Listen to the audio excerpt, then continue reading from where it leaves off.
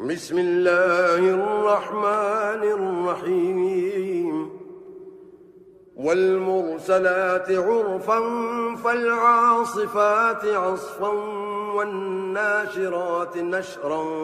فالفارقات فرقا فالملقيات ذكرا عذرا أو نذرا إنما توعدون لواقع فإذا النجوم طمست وإذا السماء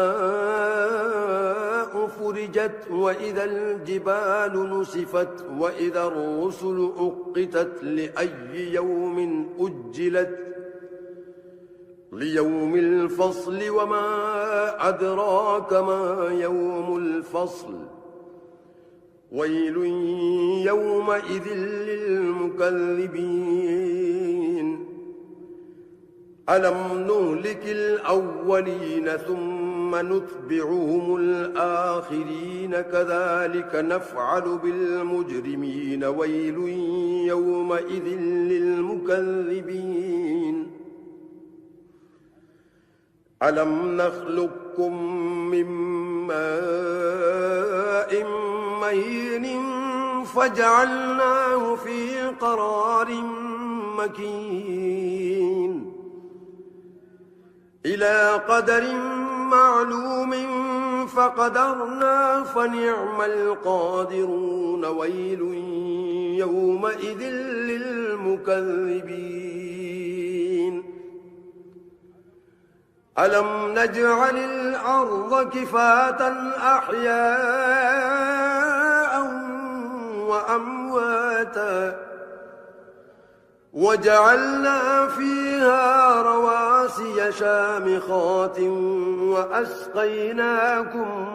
ماء فراتا ويل يومئذ للمكذبين انطلقوا إلى ما كنتم به تكذبون انطلقوا إلى ظل ذي 3 شعب لا ظليل ولا يغني من اللهب إنها ترمي بشرر كالقصر كأنه جمالة صفر ويل يومئذ للمكذبين هذا يوم لا ينطقون ولا يؤذن لهم فيعتذرون ويل يومئذ للمكذبين هذا يوم الفصل جمعناكم والأولين فإن كان لكم كيد فكيدون ويل